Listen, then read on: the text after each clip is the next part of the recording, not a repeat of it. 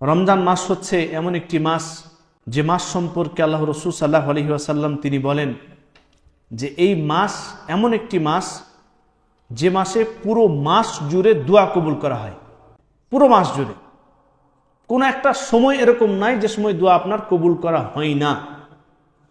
এমনি সাধারণ দিনে দোয়া তো সবসময় কবুল করা হয়, কিন্তু তাও বিশেষ বিশেষ সময় বর্ণনা করা হয়েছে। যেরকম সেজদারত অবস্থায় দোয়া করুন, আজান এবং একামতের মধ্যবর্তী সময়ে দোয়া করুন, দোয়া কবুলের স্থান এটা।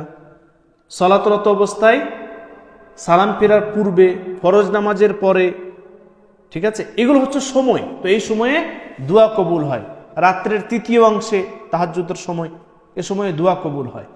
কিন্তু রমজান মাস হচ্ছে এমন একটি মাস যে মাসে পুরো মাস জুড়ে আপনার দোয়া আল্লাহ সুবহানাহু ওয়া তাআলা কবুল করেন। আল্লাহ রাসূল সাল্লাল্লাহু আলাইহি ওয়াসাল্লাম তিনি বলছেন, লিকুল্লি মুসলিমিন দাওয়াতুন মুস্তাজাবাতুন ইয়াদউ বিহা ফি রমাদান।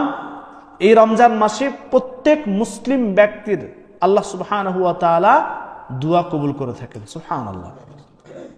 তো ইনশাআল্লাহ আমরা বেশি বেশি করে রমজান মাসে দোয়া করার চেষ্টা করব।